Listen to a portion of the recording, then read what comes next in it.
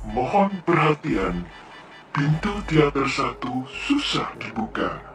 Bagi para penonton yang telah memiliki tiket, silakan masuk melalui jendela. Terima kasih. Oh ya, balas Gajah Mada penasaran mengambil ketiga gulungan yang disodorkan bocah Nadendra itu. Gajah Mada membuka salah satu gulungan itu dan membaca sekilas. Kamu dapat narasumber dari mana sehingga bisa menulis kisah tentang paman? Tanya Gajah Mada heran. Dari Empu Krewes, jawab Nadendra. Hah? Kapan kamu bertemu Empu Krewes?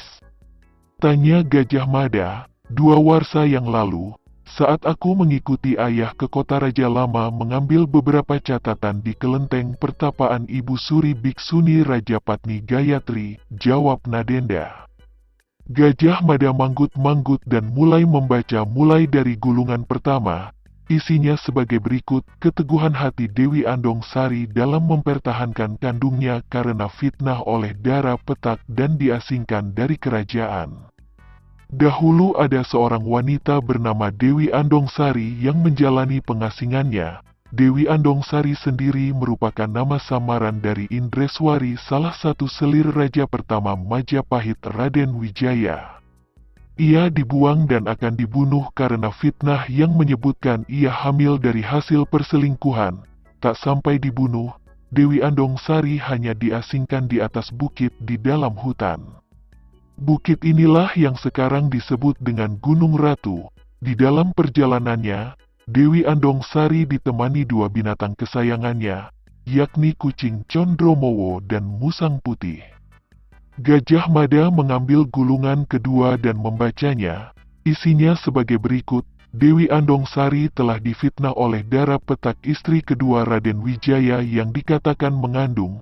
Karena fitnah dari Dara Petak, ia diasingkan di bukit yang bernama Gunung Ratu, di mana sebuah kerajaan pada umumnya akan mengangkat anak laki-laki sebagai pengganti penerus raja pada masa yang akan datang. Dara Petak haus akan kekuasaan, ingin mendapat kemasyhuran, kemuliaan, dan harta. Hal ini yang membuat Dara Petak menginginkan tahta kerajaan agar disandang oleh putranya yang kelak lahir dan diberi nama Jayanegara.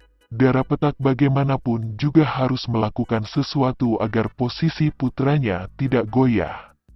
Untuk menjatuhkan Dewi Andong Sari dari kerajaan, strategi pun diciptakan demi kelancaran menuju tahta kerajaan. Dara Petak memberitahu tentang perselingkuhan Dewi Andong Sari kepada masyarakat umum dan kepada Raden Wijaya. Ia turut memfitnah kalau anak yang dikandungnya adalah anak haram dari perselingkuhan dengan orang lain. Dara Petak berhasil mempengaruhi Raden Wijaya. Sang raja pun murka. Dalam murkanya yang luar biasa, ia mengusir Dewi Andong Sari dari wilayah istana kerajaan dan diasingkan pada suatu tempat di atas bukit. Keinginan Dara Petak untuk menyingkirkan Dewi Andong Sari tidak ada hentinya. Ia tetap menghasut Raden Wijaya agar mengutus beberapa prajuritnya untuk membunuh Dewi Andong Sari. Para prajurit utusan Raja Tengah mencari jejak Andong Sari dan mereka dengan cepat menemukan kemana larinya sang Dewi. Gajah Mada kembali mengambil gulungan ketiga atau terakhir, yang isinya sebagai berikut. Permintaan sang raja untuk membunuh Dewi Andong Sari tidak dilaksanakan. Rasa ibah penuh kasihan terhadap Dewi adalah penyebabnya. Dewi Andong Sari tidak dibunuh oleh Arya Tadah, melainkan dibawa dan disembunyikan di sebuah daerah yang jauh dari istana raja dan Dara Petak. Tempat tersebut adalah sebuah bukit yang dikelilingi oleh pepohonan yang sejuk dan rindang. Di tempat tersebut Dewi Andong Sari sangat menanti akan lahirnya sang putra yang bernama Jaka Mada yang diganti namanya oleh Arya Tadah menjadi Gajah Mada. Lahirnya Gajah Mada dari rahim selir Raden Wijaya yakni Dewi Andong Sari. Karena selir itu dianggap aib, maka Gajah Mada tidak diakui secara silsilah. Pada waktu lahir Gajah Mada dititipkan pada patih yang telah menyembunyikannya. Patih itu bernama Arya Tadah. Kemudian Arya Tadah menitipkannya ke guru spiritual Naga Baruna di lereng Gunung Lawu untuk ditempa ilmunya. Saat Gajah Mada beranjak dewasa, Arya Tadah memberikan warisan Raden Wijaya berupa keris pusaka Surya Panuluh kepada Gajah Mada. Arya Tadah juga sudah semakin tua. Amanat dari Raden Wijaya, Gajah Mada yang akan menggantikannya sebagai penerus dan mentasbihkan Gajah Mada sebagai putra mahkota Majapahit. Kala itu Gajah Mada tidak siap, namun saat diundang oleh Raja Putri Tribuwana Tunggadewi ke Paseban Agung Majapahit, Gajah Mada melontarkan sumpah Amukti Palapa sembari mengangkat keris pusaka Surya Panuluh. Arya Tadah lantas jatuh tersungkur dan Raja Putri Tribuwana Tunggadewi juga tak kuat menangkap cahaya biru yang keluar dari keris pusaka Surya Panuluh. Raja Putri Tribuwana Tunggadewi akhirnya menyadari bahwa Mahapatihnya adalah sang putra mahkota Majapahit. Namun sang Mahapatih meminta dukungan dan kekuasaan penuh atas armada perang Majapahit. Selebihnya merupakan kekuasaan Raja Putri Tribuwana Tunggadewi. Hal itu diputuskan dalam pertemuan dengan Ibu Suri Biksuni Rajapatni Gayatri, Raja Putri Tribuwana Tunggadewi, Amangkubumi Arya Tadah dan Mahapatih Gajah Mada itu sendiri. Arya Tadah menjodohkan Gajah Mada dengan seorang gadis bernama Ken Bebeit, Medio, Kota Raja Lama 1256 Saka atau 1334 Masehi.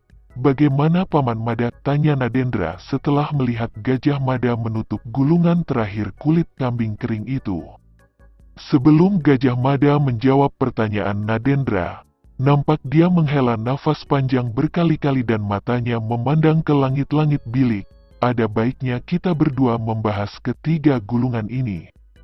Jawab Gajah Mada. Seperti sebelumnya, mereka berdua nampak membahas isi tiga gulungan kulit kambing kering itu. Semakanan nasi kemudian, baiklah Paman Mada, ketiga gulungan ini akan kuhilangkan dari catatan kerajaan Majapahit. Ucap Nadendra pada Gajah Mada yang sekarang terlihat keberatan atas isi ketiga gulungan kulit kambing kering itu dijadikan catatan kerajaan Majapahit. Malam semakin larut, hal itu dirasakan oleh mereka berdua terutama Nadendra. Rasa kantuknya mulai menerpa dirinya. Beberapa kali dia menguap, Paman Mada, aku permisi ke bilikku, untuk istirahat. Ucap Nadendra. Nadendra, ada satu masukan dari Paman, sahut Gajah Mada tersenyum. Apa Paman Mada?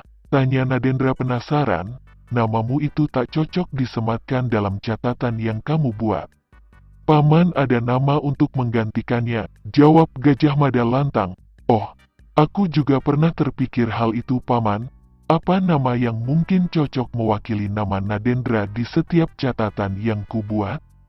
Tanya Nadendra. Nadendra, kamu ini memiliki 5 kelebihan yakni tak tahu aturan, punya pipi yang tembem, nada suaramu lucu, kedua matamu nampak jenaka dan kalau tertawa tak kunjung berhenti bila tak diingatkan. Jawab Gajah Mada senyum-senyum. Ah Paman ini, ngolok apa ngejek? Tanya Nadendra tersipu. Huahahaha, jawab Gajah Mada menggunakan suara tawanya. Huahahaha, Nadendra ikutan tertawa. Prapanca, teriak Gajah Mada. Nadendra terkejut mendengar teriakan Gajah Mada. Dia celingak-celinguk ke sana sini. Seolah ada yang dicarinya. Siapa yang Paman Mada teriakin? Tanya Nadendra bingung karena di sana hanya mereka berdua. Tak ada yang muncul. Kamu, jawab Gajah Mada. Aku Paman, tanya Nadendra heran. Iya kamu Prapanca, jawab Gajah Mada tegas. Nadendra nampak senang mengetahui nama samarannya adalah Prapanca, nama yang tak pernah ada yang akan selalu melekat di semua catatan kaki pada arsip catatan kerajaan Majapahit. Prapanca diberikan langsung oleh seorang Mahapatih merangkap Amangkubumi Majapahit penerus Mahapatih Amangkubumi Arya Tadah atau yang dikenal bernama Empu Krewes. Dan juga sang putra mahkota kerajaan Majapahit penerus sah Prabu Kertarajasa Jayawardana, atau lengkapnya Nararya Sangramawijaya Sri Maharaja Kertarajasa Jayawardana. Putra mahkota yang selalu mengalah untuk kepentingan dan kelangsungan kerajaan Majapahit yang didirikan, dibangun dengan segenap perjuangan dan tetesan darah para satria kekasih dewa. Prapanca tertawa sambil melambai ke arah Gajah Mada dan melangkah keluar dari dalam bilik kerja Sang Mahapati Amangkubumi Majapahit. Bocah kurang ajar, namun aku suka gayanya. Gumam Gajah Mada tersenyum simpul melihat punggung gempal itu mulai menghilang dari tepi lorong pintu bilik kerjanya. Kemudian Gajah Mada keluar dari bangunan itu untuk berkeliling menyambut datangnya mentari pagi.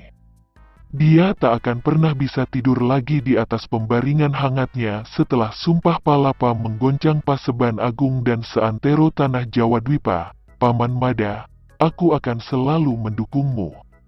Gempurlah negeri-negeri seberang di mana matahari terbit dan juga di mana matahari terbenam. Buktikan pada Majapahit bahwa kaulah Maharaja sesungguhnya. Maharaja Majapahit, mulai sekarang aku akan selalu mencatat sepak terjangmu. Aku abdi setiamu, pikir Prapanca menutup daun pintu bilik Gajah Mada dan terlelap menikmati hangatnya pembaringan sang putra mahkota Majapahit.